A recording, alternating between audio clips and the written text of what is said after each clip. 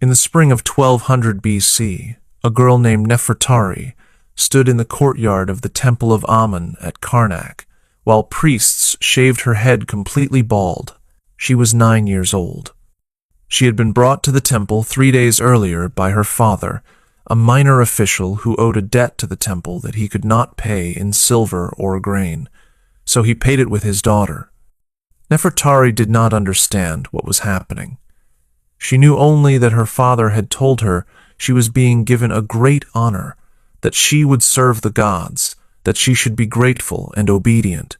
As the bronze razor scraped across her scalp, removing every trace of the long black hair she had worn in elaborate braids, Nefertari began to cry. An older priestess struck her across the face. "Servants of the god do not weep," the woman said coldly. "You have no tears anymore. You have no name anymore. You belong to Amun now, and Amun does not accept weakness." This was Nefertari's introduction to a life that would last 43 years, a life of confinement, control, and systematic exploitation hidden behind walls decorated with images of divine glory. She would never leave the temple grounds. She would never marry. She would never own property or make decisions about her own body or her own future. She would serve, silently and obediently, until she died and was buried in an unmarked grave with no family to mourn her and no name recorded for history to remember. But here's what most people don't know. Nefertari was not unusual. She was not an isolated case of abuse in an otherwise honorable system. She was one of thousands of girls and women who spent their entire lives in Egyptian temples, called by titles that sounded sacred, but that masked a reality far darker than anything the hieroglyphs on temple walls would ever admit. They were called God's wives, servants of the god, hands of the goddess, pure ones, Divine Adoratrices.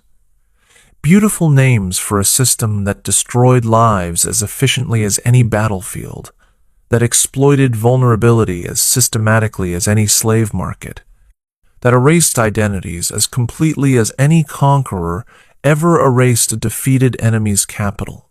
This is the story of what Egyptian priests did to temple virgins, and I need you to understand, before we continue, that what I am about to describe is not mythology or sensationalized fiction.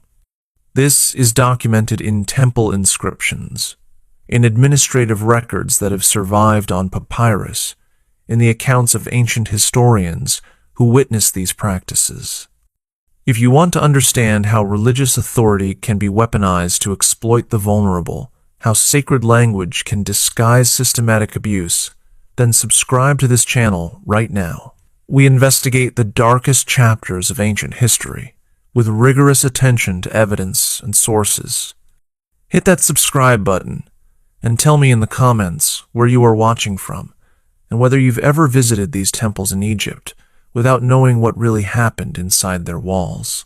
Now, let me tell you about the myth versus the reality of temple virgins in ancient Egypt, and why everything you think you know about this practice is probably wrong.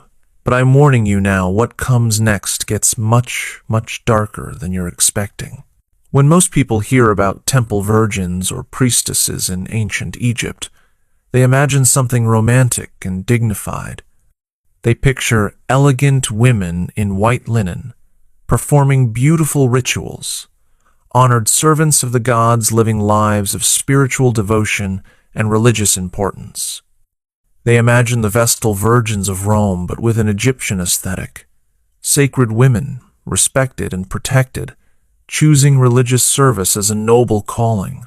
This romanticized image is completely wrong. And it is wrong in ways that reveal how effectively ancient propaganda worked. How completely the people who designed this system succeeded in hiding what they were really doing behind beautiful language and sacred imagery. Let me start by explaining what these women actually were, according to Egyptian religious ideology. The Egyptian term most commonly used was Hemet Netjer, which translates literally as servant of the god, or sometimes wife of the god. There were related titles: Duat Netjer, worshipper of the god; Shemayet, singer or musician; Chener, a more general term for temple attendant. Each title had specific functions and hierarchies, but all shared certain characteristics. The women bearing these titles were bound to temple service, controlled by temple hierarchy, and subject to rules that stripped away their autonomy and often their identities.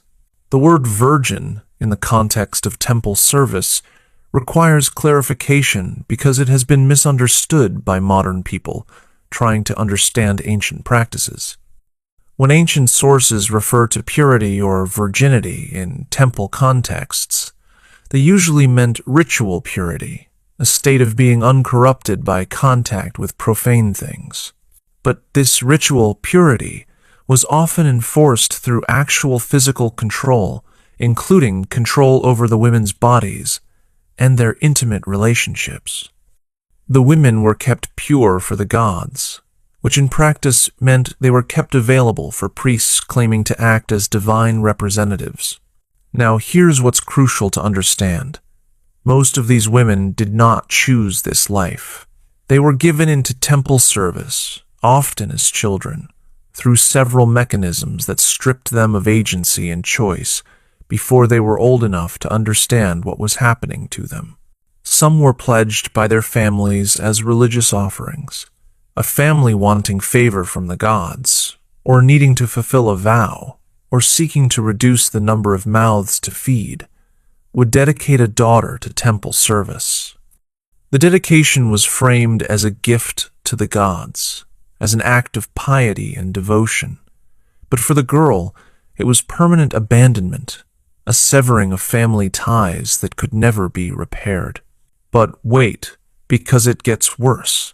Some were given as payment for debts, exactly as happened to Nefertari in my opening example.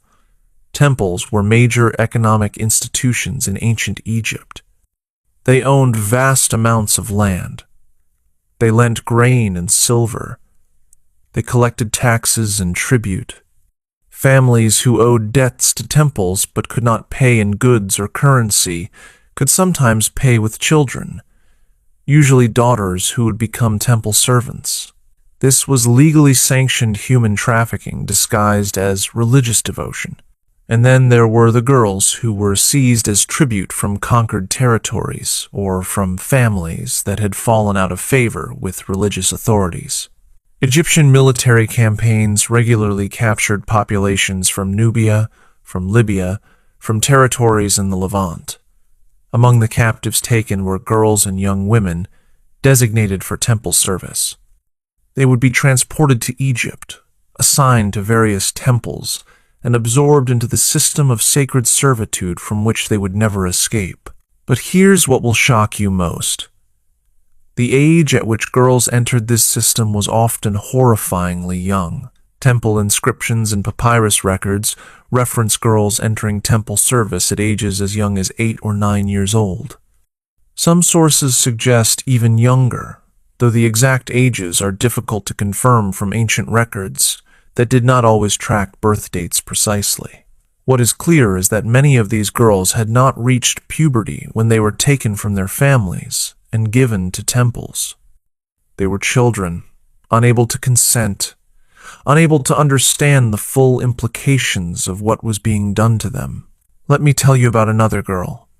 Her name was Mutemwia, and she was 8 years old when soldiers came to her village in Nubia after Egypt conquered the region during the reign of Thutmose III. The soldiers were collecting tribute: gold, ivory, grain, and children. Mutemwia was selected along with 12 other girls from various families in the region. The girls were bound together with ropes and marched north to Egypt, a journey of hundreds of miles that took weeks. Mutemwia did not speak Egyptian. She did not understand what was happening or where she was being taken. She knew only that she had been torn from her mother, from her siblings, from everything familiar. She cried constantly during the march until one of the Egyptian guards beat her and told her that crying was forbidden. She learned to weep silently, tears running down her face while she made no sound. When the girls arrived at Thebes, they were taken to various temples. Mutamwia was assigned to the temple of Mut, a goddess associated with motherhood and queens.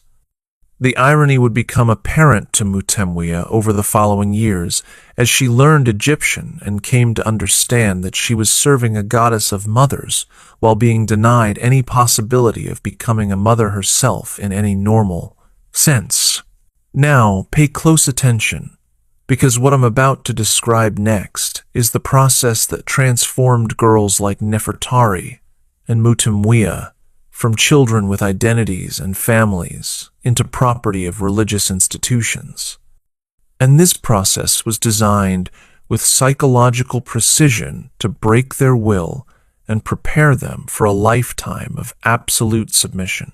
When a girl was designated for temple service, whether through family dedication or debt payment or conquest, she underwent a series of rituals designed to strip away her former identity and reconstruct her as a servant of the god. These rituals were not quick. They extended over days or weeks, a prolonged psychological breaking that prepared the girl for a lifetime of submission and obedience. The first ritual was purification through water. The girl would be taken to a sacred pool or basin within the temple grounds and subjected to ritual bathing. This sounds innocent enough until you understand what it actually involved. The bathing was conducted by priests and senior temple women. The girl would be stripped of her clothing from her previous life, and her body would be washed repeatedly with water mixed with natron, a natural salt compound. But here's where it starts to get disturbing. These purification baths were often invasive examinations disguised as religious ritual. Priests would inspect the girl's body, ostensibly to ensure she was physically pure and unblemished, suitable for service to the gods. Young girls would be touched and examined by strange men, while being told this was sacred duty, that the gods required this inspection, that resistance or discomfort was inappropriate and would anger the divine powers they were meant to serve. Let me tell you what happened to Nefertari during her purification bath. She was taken to a stone pool in an enclosed courtyard where 3 priests and 2 older temple women waited. She was told to remove her clothing. When she hesitated, embarrassed and frightened, one of the women grabbed her roughly and stripped the garments away. Nefertari was pushed into the pool. The water was cold. She shivered and tried to cover herself with her hands. One of the priests stepped into the pool with her. He told her to stand still, to put her arms at her sides. His hands moved over her body, touching her in ways that made her deeply uncomfortable. When she flinched away, he grabbed her arm hard enough to bruise and told her that the gods were watching, that she was being tested for worthiness, that if she failed this test, she would bring shame on her family and anger the gods who might punish all of Egypt. Nefertari stood frozen, terrified, while the priest's examination continued. She did not understand what was being done to her or why. She knew only that these were priests, that they claimed to speak for the gods, that she had been taught all her life to obey religious authority. So she stood still and endured it while tears ran silently down her face and mixed with the water of the purification pool. This early violation, framed as religious necessity, established patterns of control and normalized the idea that these girls' bodies were not their own, but belonged to the temple and could be accessed by those with religious authority. The girls learned on their very first day in the temple that they would be touched, examined, controlled, that their discomfort did not matter, that religious authority justified any invasion of their bodies. But it doesn't end there. After the purification baths came the shaving ritual I described in the opening. The girl's head would be shaved completely bald. This was standard practice for certain categories of temple servants and priests, justified as maintaining ritual purity and distinguishing sacred persons from common people. But the shaving served psychological purposes beyond mere identification. Hair, particularly for young girls who had worn elaborate styles, was part of identity and self-image. Removing it was a visible marker of transformation, an elimination of vanity and individual appearance, a reduction to uniformity with other temple servants. When Nefertari saw herself in a bronze mirror after her head was shaved, she did not recognize the bald child looking back at her. That stranger in the mirror was not Nefertari. That stranger was what the temple had made her into. The shaving was often accompanied by renaming. The girl's birth name would be taken away and replaced with a name chosen by temple authorities. Sometimes these names referenced the god the girl would serve. Beloved of Amun, beautiful for Hathor, she who belongs to Mut.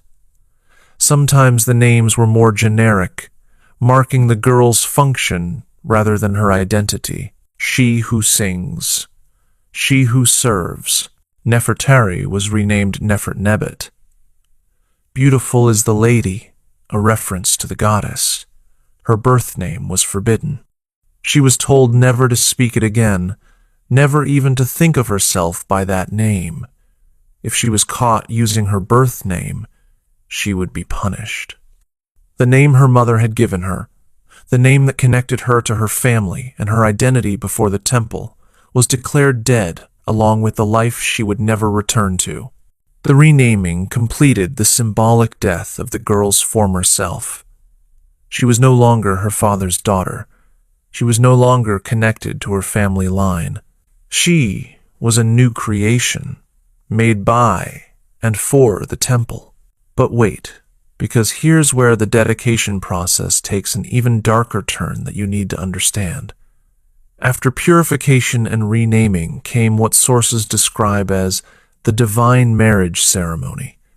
Girls being dedicated to certain categories of temple service would undergo a ritual where they were symbolically married to the god they would serve. This ceremony was presented as a great honor, as becoming the bride of a deity, as achieving a status higher than any earthly marriage could provide. The divine marriage ritual varied depending on the specific temple and deity, but common elements included the girl being dressed in bridal garments, being presented before the god's statue or shrine, and pronouncing vows of eternal service and fidelity to the divine spouse. Priests would speak on behalf of the god, accepting the bride, promising divine favor in return for absolute obedience and purity. Let me describe what Mutemwia experienced during her divine marriage to the goddess Mut at Thebes. She was 10 years old by this point, having spent 2 years in the temple learning Egyptian and the basics of temple service. She was dressed in fine white linen, far nicer than anything she had worn in her Nubian village. Her bald head was covered with a wig of elaborate braids. She was painted with cosmetics and adorned with jewelry. She was led into the inner sanctuary of the temple, a space she had never been allowed to enter before, a dark stone room lit only by oil lamps and dominated by the massive statue of the goddess. The statue's eyes, inlaid with semi-precious stones, seemed to watch Mutemwia as she approached. The high priest stood before the statue. Other priests and senior temple women formed a circle around Mutemwia. The high priest began chanting in a voice that echoed off the stone walls. He spoke in the ritual language, older forms of Egyptian that Mutemwia had learned but still found difficult to understand fully. He was speaking for the goddess, claiming to be the voice of Mut herself. He spoke of Mutemwia being chosen, being blessed, being taken as a bride into eternal service. Then Mutemwia was told to repeat vows. I give myself to Mut. My body is her temple. My life is her property. I will serve in purity and obedience forever. I belong to the goddess now and forever. I have no other lord, no other family, no other purpose but service." Mutemwia repeated the words she was told to say.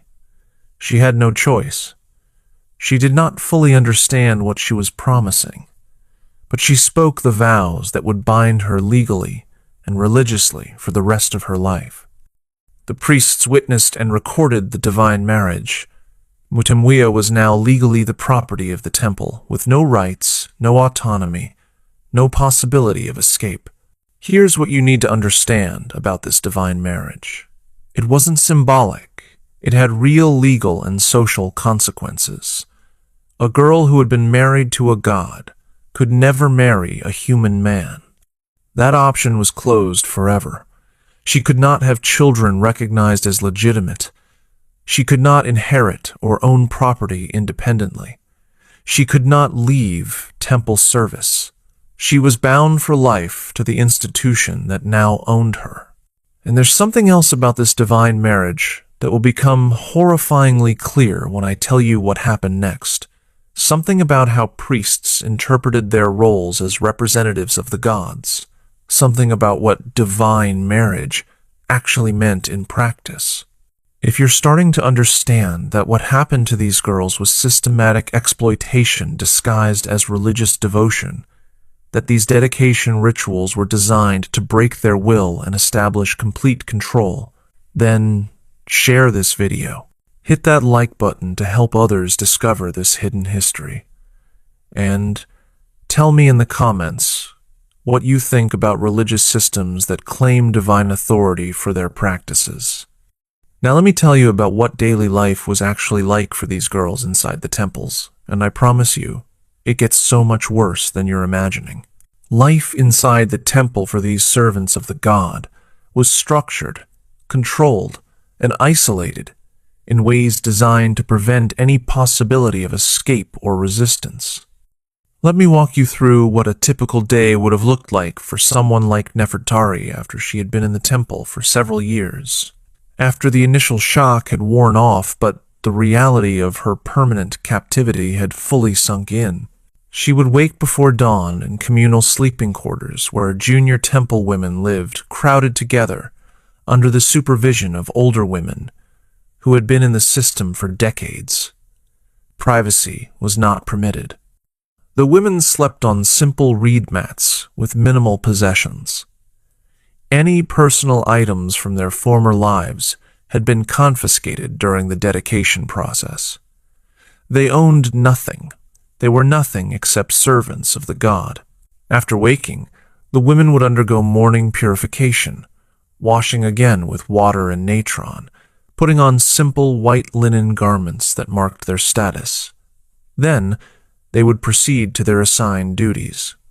For most temple women, this meant hours of repetitive labor, weaving linen for temple use and for trade, preparing offerings of food and drink that would be presented to the god's statue, grinding grain for bread, brewing beer, maintaining temple gardens.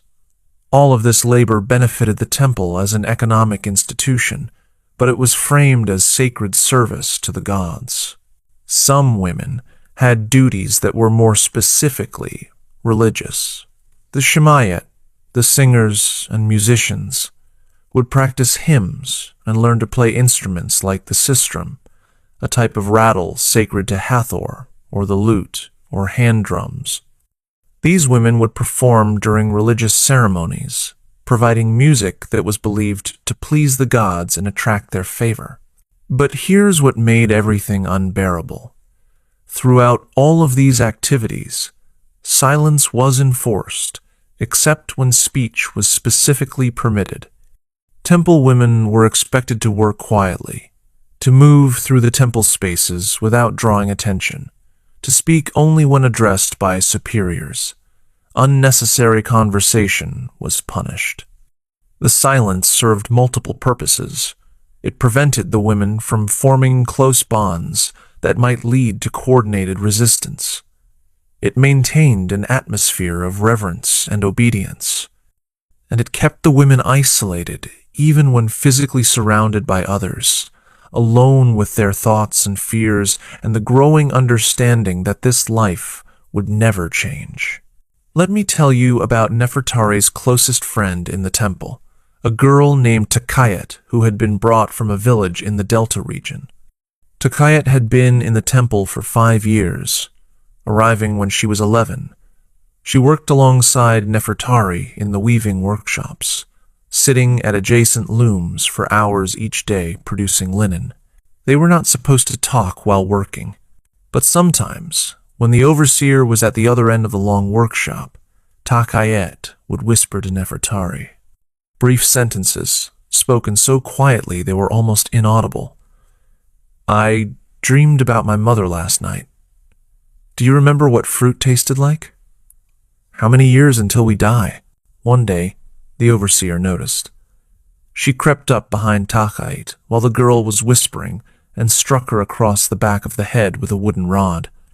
Takayet fell forward into her loom, blood running from her scalp. The overseer dragged her from the workshop while announcing loudly to all the other women, "This is what happens to those who break silence. This is what happens to those who forget they are servants, with no voice of their own." Takayet was taken away. Nefertari did not see her for 3 days. When Takayet returned, she would not speak at all, not even in whispers. Her eyes were dead. Whatever had been done to her during those 3 days had broken something inside her. She worked mechanically at her loom, but never looked at Nefertari, never responded when Nefertari tried cautiously to speak to her during the brief rest periods when conversation was technically permitted. 2 months later, Takayet disappeared from the sleeping quarters.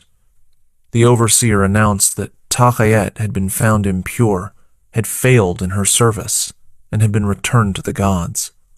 No one was told what that meant. No one was told where Takayet had gone. But all of the women understood the message. This is what happens when you resist. This is what happens when you fail. Any of you could be next. But here's what the official records don't talk about.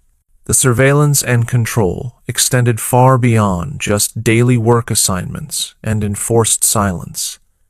These women were watched constantly by senior priestesses and by priests who managed temple operations. Their movements were restricted to designated areas. They could not leave the temple grounds without permission and escort. They could not receive visitors from outside. Any contact with former family members was forbidden or heavily restricted and supervised. And the control went even deeper. The women were subject to regular inspections to ensure they maintained ritual purity. These inspections, conducted by priests, involved intimate examinations of the women's bodies. The priests claimed these inspections were necessary to verify that the women remained pure, that they had not been corrupted by impure thoughts or actions. But what these inspections really were was systematic invasion, repeated violations disguised as religious necessity. Nefertari underwent these inspections every month. She would be summoned to a small room where a priest waited. She would be told to remove her clothing and stand while he examined her. His hands would move over her body while he muttered prayers and claimed to be checking for signs of impurity. Nefertari learned to leave her body during these examinations, to let her mind go somewhere else while her physical form was handled and invaded. She learned that resistance was pointless and would only lead to punishment. She learned that her body was not hers, that it belonged to the temple, that priests could touch her whenever they claimed religious necessity. If a woman showed signs of unhappiness or resistance, if she wept too much, or seemed distracted, or failed to perform her duties with appropriate devotion, she would be reported to temple authorities and punished. Punishments ranged from additional arduous work assignments to food deprivation to physical beatings administered by senior temple women to isolation in dark storage rooms for days at a time. And there's something else that made escape impossible, even for women who might have contemplated it: These girls had been taken into temple service so young that many had no memory of life outside temple walls, or had been in the temple so long that they would not know how to survive outside. They had no money, no property, no skills that would allow them to support themselves in the outside world. They had no family connections to rely on because those had been deliberately severed. Even if a woman somehow managed to leave the temple grounds, where would she go? What would she do? How would she survive? This comprehensive control meant that physical walls and locked gates were almost unnecessary. The women were trapped by psychology and economics as much as by stone and bronze. They were trapped by having no alternatives, by knowing that the temple was the only world they would ever know, by understanding that resistance was futile and would only bring suffering. Now, let me tell you about the training and indoctrination that accompanied this daily routine, because the temples didn't just want obedient workers. They wanted women who genuinely believed that their servitude was sacred, that their suffering was service, that their lack of freedom was actually the highest form of spiritual fulfillment. From the moment of dedication, the girls were taught that they were blessed, that they had been chosen by the gods for special favor, that their lives of service were more valuable than any ordinary life could ever be. They were taught that the priests who commanded them spoke with divine authority, that disobeying temple officials was disobeying the gods themselves, and would bring terrible punishment both in this life and in the afterlife. They were taught that their bodies were not their own, but temples, housing divine presence, which sounds spiritual until you understand how this teaching was used. If your body is a temple of the god, then priests claiming to act for the god have access to that temple. If you are the bride of the god, then the god's representatives on earth can exercise the rights of that divine marriage. This theological framework, taught from childhood, prepared these women to accept violations that they might otherwise resist, because resistance would mean defying the gods themselves. They were also taught that the outside world was corrupt and dangerous, that ordinary people lived in spiritual darkness, that only within temple walls could true purity and enlightenment be found. This teaching served to make the women fearful of anything beyond their controlled environment, to make them believe that even if they could leave, they should not want to because only suffering and damnation awaited them outside. The indoctrination was reinforced through ritual and repetition. The same hymns sung every day, the same prayers recited, the same ceremonies performed, until the words and actions became automatic, until the ideology they expressed felt like truth rather than programming. But not all women accepted this indoctrination completely. Let me tell you about what happened when Mutemwiya, the girl from Nubia, turned 16. She had been in the temple for 8 years by this point. She had learned to speak Egyptian fluently. She had learned to sing the hymns and perform the rituals. She had learned to weave and to prepare offerings, and to move silently through the temple spaces in perfect obedience. But she had not forgotten her mother's face. She had not forgotten the Nubian songs her mother had sung to her. She had not forgotten that she had once been free, had once run through grasslands and swum in rivers and laughed with her siblings. The memories were fading, becoming dreamlike and uncertain, but they persisted. One night, alone in the darkness of the sleeping quarters, Mutemwiya began to sing quietly, not the Egyptian hymns she had been taught. A Nubian song, words in her birth language that she had not spoken in 8 years. The song was about home, about mothers and daughters, about freedom. An older temple woman heard her. The woman reported Mutemwiya to the overseer.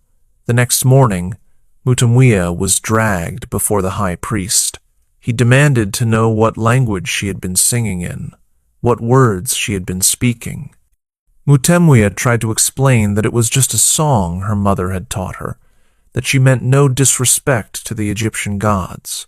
The high priest struck her across the face hard enough to knock her to the ground. "You have no mother," he said coldly. "You have no language except the language of the gods you serve. You have no songs except our hymns. You have no memories except the memories we give you. You are nothing. You exist only to serve." Mutemwia was punished by being locked in a storage room for 7 days with minimal food and water. When she emerged, she was broken in a way she had not been before. She never sang Nubian songs again. She tried never even to think in Nubian, afraid that somehow the priests would know and would punish her again. But late at night, sometimes, the words would come unbidden to her mind, and she would weep silently, mourning the loss of even her memories, even her language, even the small private rebellion of remembering who she had been. Now, and I need you to pay close attention here, because this is where the story gets significantly worse than anything you've heard so far. Let me tell you about the ritual duties that certain temple women were required to perform. The duties that the official inscriptions describe in beautiful, poetic language that disguises what was actually happening. The duties that transformed religious service into systematic exploitation. Certain women, particularly those designated as God's wives or those serving in temples of deities associated with fertility and procreation like Hathor or Mut, had roles in what inscriptions call sacred union or divine marriage rituals. These rituals were supposedly reenactments of mythological events, ceremonies where divine powers were invoked to ensure cosmic order, fertility of the land, prosperity of Egypt. The language used to describe these rituals is elaborate and metaphorical. The god enters his temple. Divine seed is planted. The goddess receives her consort.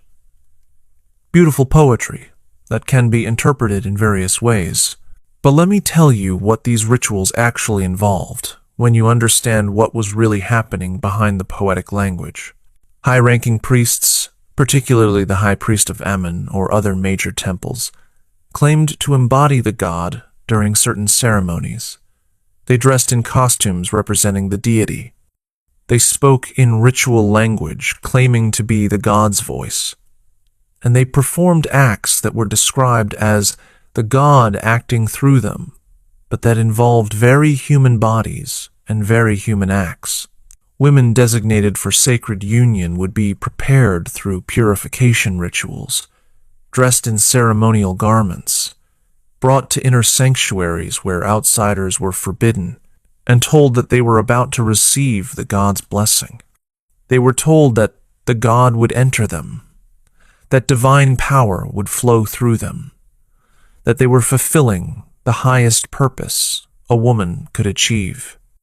They were told that resistance or fear would anger the god and bring catastrophe not just to themselves but to all of Egypt. And then priests, claiming to act as vessels for divine power, would exercise what they claimed were divine marriage rites with these women. Acts that in any other context would be recognized as violation and exploitation, but that within the temple were framed as sacred duty, as religious ritual, as the will of the gods themselves. Let me be absolutely clear about what I am describing. These were not consensual relationships between equals. These were coerced encounters between powerful men who controlled every aspect of these women's lives, and powerless women who had been conditioned from childhood to believe that their bodies belonged to the gods, and that priests spoke with divine authority. The women could not refuse. They could not report abuse. They could not escape. They were told that this was sacred, that this was blessing, that they should be grateful. Let me tell you what happened to Nefertari when she was selected for her first sacred union ritual. She was 14 years old, having been in the temple for 5 years. She was told by the overseer that she had been chosen for a great honor, that she would participate in the festival of the divine marriage, that the god Amun himself would bless her. Nefertari did not understand what this meant. She knew only that she was being treated differently than usual, given better food, bathed more carefully, dressed in finer garments than she had ever worn. Other temple women looked at her with expressions she could not read. Pity? Fear? Relief that they had not been chosen? On the night of the ritual, Nefertari was brought to the inner sanctuary. The space was lit with dozens of oil lamps. Incense smoke filled the air. The high priest stood before the altar wearing an elaborate costume and a mask that transformed him into a representation of the god. Other priests formed a circle around the sanctuary, chanting in the ritual language. The high priest approached Nefertari. He told her that she was about to receive the god's blessing, that Amun himself would enter her, that she must submit completely and without fear. Nefertari did not understand. She stood frozen while the priest's hands moved to remove her ceremonial garments. Then she understood, and she tried to back away, to leave the sanctuary, to escape what was about to happen. But the other priests grabbed her arms and held her still. The high priest told her that she could not refuse the god, that resistance was blasphemy, that if she failed in this duty, the gods would curse her, and all of Egypt might suffer. Nefertari was terrified. She was 14 years old. She had been conditioned for 5 years to believe that priests spoke for the gods, that disobedience would bring divine punishment. She had nowhere to go, no one to help her, no way to resist men who were physically stronger and who claimed divine authority for what they were doing. What happened next, I will not describe in explicit detail, but you understand what happened. What was done to Nefertari in that sanctuary, surrounded by chanting priests and choking incense smoke, with the high priest claiming to be the god himself. It was called sacred union. It was called divine blessing. It was recorded in temple documents as a successful completion of religious ritual. But Nefertari knew, even at 14, even after 5 years of indoctrination, that what had been done to her was not sacred. It was not blessing. It was violation disguised as religion, exploitation disguised as ritual, and there was nothing she could do about it, no one she could tell, no justice she could seek, because the men who had violated her were the same men who defined what justice meant, who spoke for the gods, who controlled every aspect of her existence. After the ritual, Nefertari was taken back to the sleeping quarters. The other women would not meet her eyes. Takayat, before she had been broken and taken away, had whispered to Nefertari once about sacred unions, about what they really meant, about how every woman in the temple lived in fear of being selected. Now, Nefertari understood. Now she knew what all the other women knew. This could happen again. It probably would happen again. And there was nothing any of them could do except submit and try to survive. Some women underwent these sacred unions repeatedly, selected again and again for rituals that required female participants. The frequency depended on the temple calendar and on which ceremonies required this type of ritual action. Major festivals might involve multiple such rituals. Certain times of year associated with fertility or cosmic renewal would see increased ritual activity. And here's something that makes this even more disturbing. Some of these women bore children as a result of these sacred unions. The children were considered blessed, marked by divine favor, destined for temple service themselves. But they were also evidence of what had happened to their mothers. These children would grow up in temple households, raised by their mothers, but also by the institution that had exploited those mothers. Daughters might follow their mothers into temple service. Sons might be trained as priests. The system reproduced itself. generating new victims from the trauma of the previous generation. When Nefertari was 16, she realized she was pregnant. She had been selected for sacred union rituals 3 more times since the first. She did not know which priest was the father. She did not know what would happen to her now. She was terrified. When the pregnancy became visible, Nefertari was moved to different quarters where pregnant temple women lived. There were 6 other women there, all in various stages of pregnancy, all victims of the same system. For the first time since entering the temple, Nefertari was able to talk openly with other women about what had happened to them, about how they felt, about their fears for the children they would bear. One woman, older than the others, told Nefertari what to expect. "The child will be taken from you after weaning. If it is a girl, she will become a temple servant like us. If it is a boy, he will be raised by the priests. You will see the child sometimes, but the child will not truly be yours. The child will belong to the temple, just as you belong to the temple. This is our fate. This is what we are." Nefertari gave birth to a daughter 8 months later. The birth was difficult. She nearly died from bleeding. But she survived, and for 3 years she was allowed to keep her daughter with her, to nurse and care for the child she had named Neferora in her heart, though the temple records gave the child a different name. Then the child was taken away to begin her training as a temple servant. Nefertari was returned to her regular duties. She would see her daughter occasionally, passing in temple corridors, but she was forbidden from acknowledging their relationship. The girl was taught to call all the adult temple women mother collectively, and to call no one mother individually. Nefertari watched her daughter grow up from a distance, watched her being broken and trained exactly as Nefertari herself had been broken and trained, and she could do nothing to protect her, or save her, or even comfort her. This was the cruelest thing of all, not just being exploited herself, but watching her daughter be absorbed into the same system, knowing that the cycle would continue, that her daughter might bear children through sacred unions, that those children might grow up to become priests who would exploit future generations of temple women. The system was self-perpetuating, feeding on itself, creating an endless cycle of exploitation and trauma. Now, let me tell you about what happened to women who resisted this system, who tried to refuse their assigned roles, who attempted to escape, or who spoke out against what was being done to them. Because the punishments were designed to terrify not just the individual woman, but every other woman who witnessed what happened to those who defied temple authority. Some temples practiced what inscriptions call purification through correction.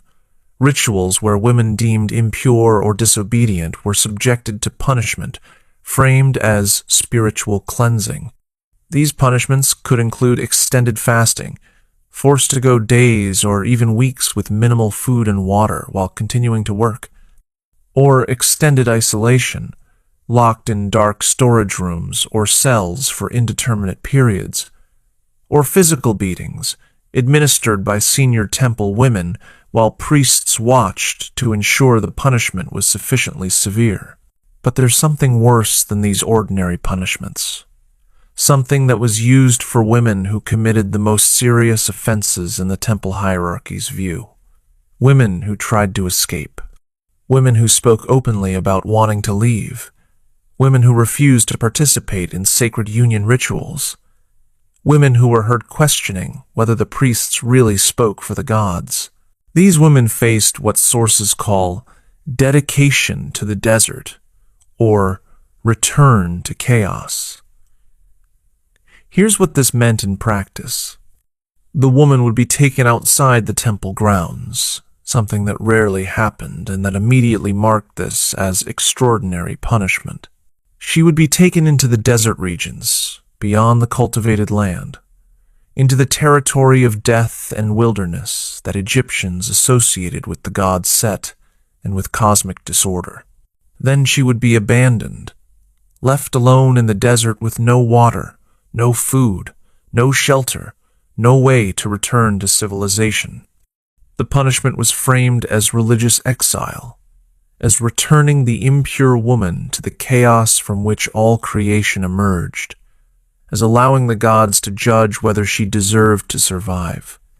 But the practical reality was death by exposure, thirst, and starvation, a slow, agonizing death in a landscape that Egyptians associated with ultimate horror. Let me tell you about what happened to a woman named Enutmahite. She was in her mid-20s, had been in temple service since she was 9. She had undergone sacred unions dozens of times. She had borne 3 children, all taken from her. She had reached a breaking point where the indoctrination no longer worked, where she could no longer make herself believe that what was being done to her was sacred. One day, Enutmahit stood up during the midday meal and spoke loudly enough for all the temple women in the dining hall to hear. "This is not holy. These men are not gods. We are prisoners. We are used and discarded. We should resist. We should refuse. We should escape." The hall fell completely silent. The other women stared at Enutmahite in shock and terror. An overseer ran to summon priests. Within minutes, Enutmahite was seized by guards and dragged before the high priest. The high priest did not even speak to her. He simply gestured, and the guards began pulling Enutmahite toward the temple gates. She struggled and screamed. She begged the other women to help her, to join her, to resist together. But no one moved.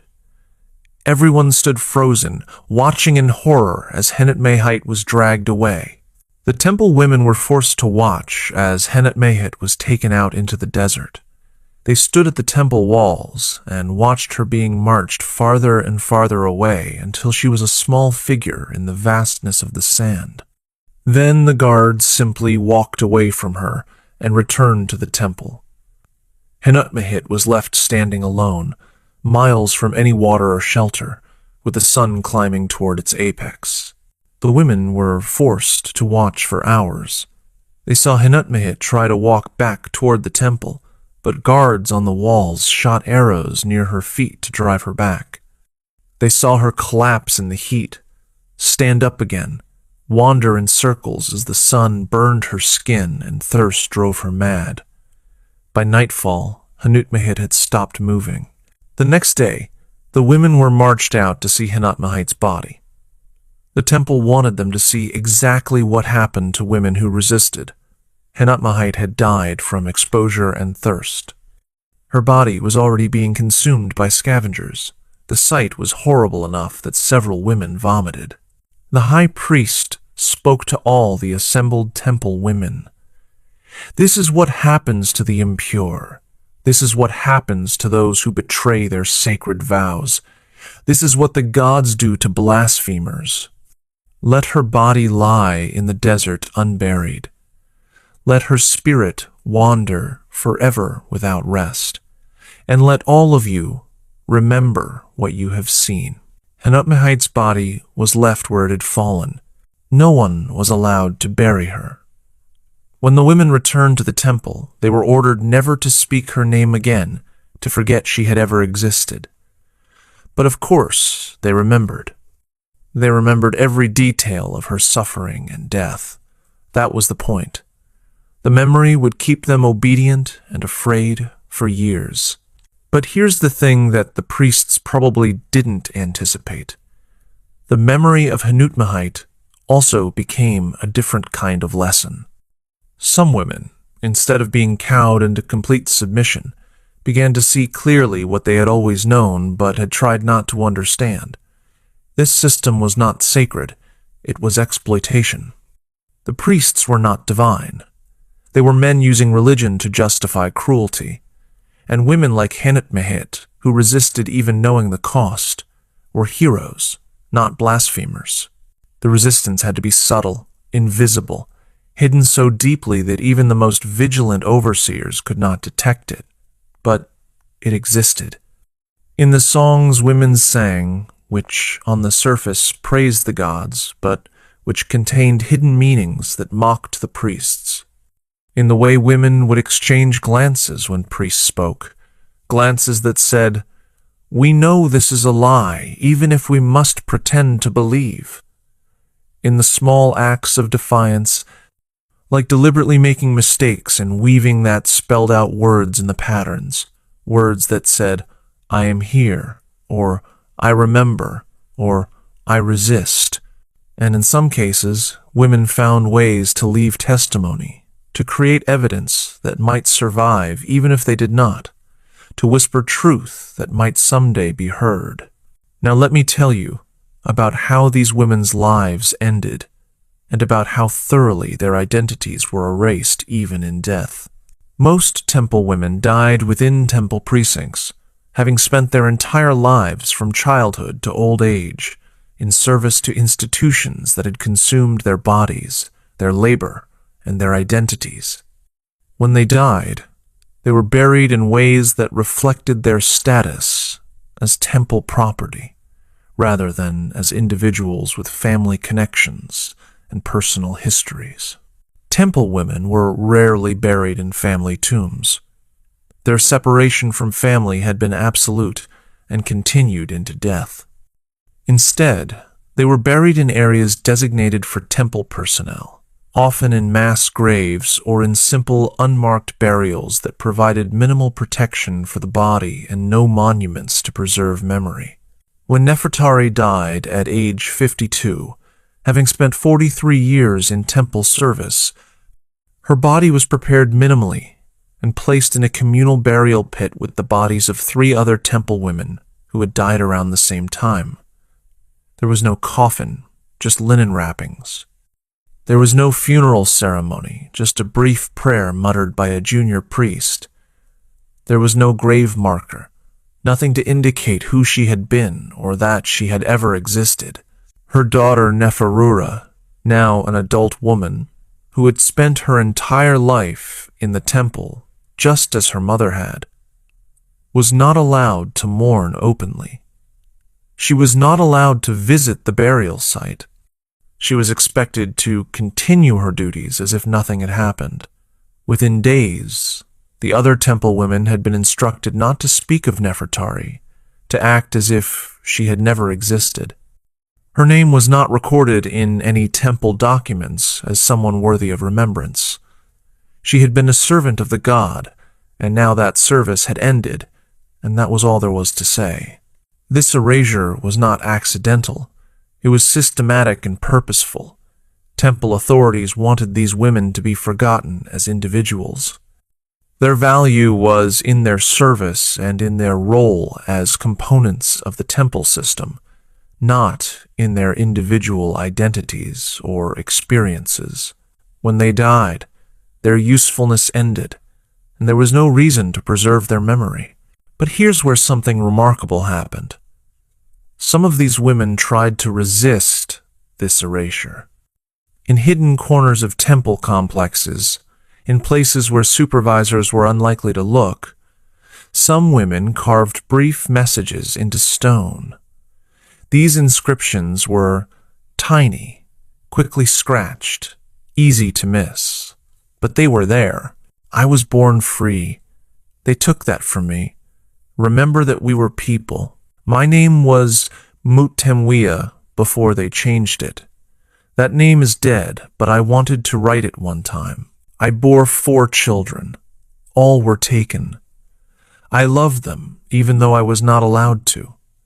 I was their mother, even though they never knew me. To whoever finds this, we suffered. We did not choose this. We were not blessed. We were prisoners. Tell our story if you can.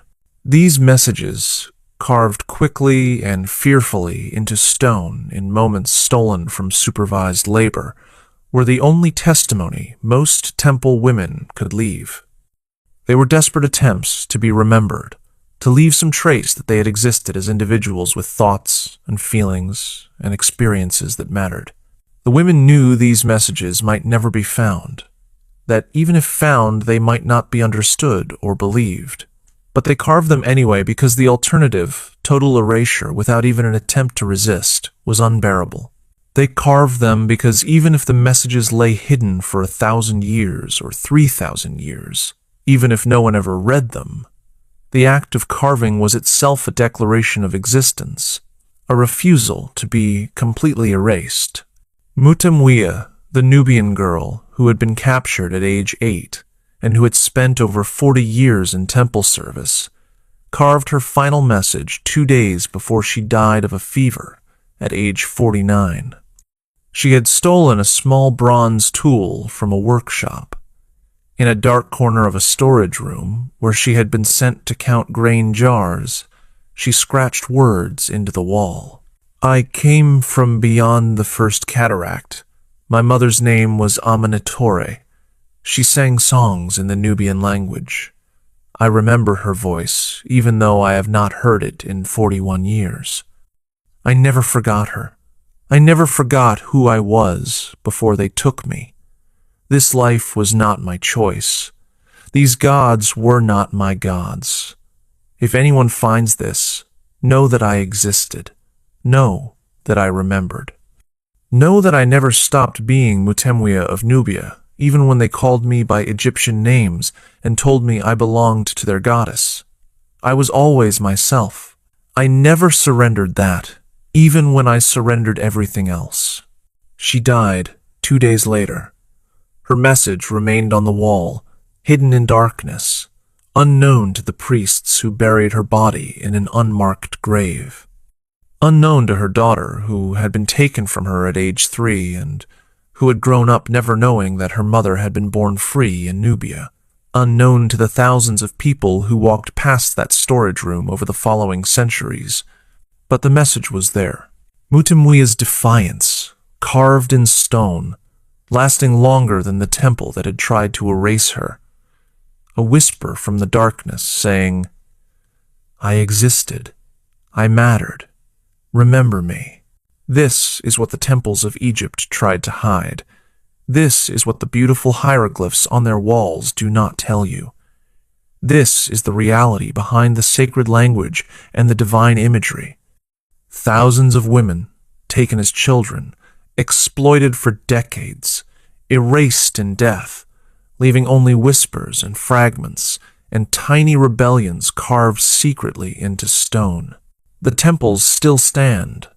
Tourists still visit them, admiring the massive columns and the beautiful reliefs, photographing the statues and the painted walls. Guides still tell stories about pharaohs and gods and the glory of Egyptian religion. But almost no one mentions the temple women. Almost no one tells the story of the girls who were taken, the rituals that broke them, the exploitation that defined their lives, the erasure that followed their deaths. But now you know. Now you understand what happened behind those beautiful walls. Now you can see the temples differently, can recognize that human suffering is carved into the stones alongside the hieroglyphs. Now you can remember the women who spent their lives in those spaces, who tried to resist in the only ways available to them, who left messages hoping someone would find them and understand and remember. They were Nefertari, 9 years old when her father sold her to pay a debt. They were Mutemwia, 8 years old when soldiers took her from her Nubian village. They were Takayet and Henutmehit and Neferura and thousands of others whose names we will never know because the records were deliberately destroyed or never kept. They were people. They suffered. They existed, and they deserve to be remembered, not as servants of the gods, not as components of temple machinery, but as human beings who endured unimaginable exploitation and who nevertheless found ways to resist, to remember, to leave testimony that might someday reach someone who would listen. What do you think about this history? How should we approach ancient monuments that were sites of systematic abuse? Should religious authority ever be accepted without skepticism? What patterns from this story do you see continuing in the modern world? Leave your comments below. If you believe this kind of history needs to be told, that uncomfortable truths are more important than comfortable myths, then subscribe to this channel. We investigate the darkest aspects of ancient history, with attention to evidence and sources. We give voice to experiences that official records tried to hide. We insist on remembering the victims whose suffering was supposed to be forgotten. Hit that subscribe button and share this video with anyone who needs to understand that not everything beautiful is good, that not everything called sacred was holy, and that history includes victims whose stories we must work to recover and honor. The temples still stand, the stones still remember, and now, so do you. See you in the next video.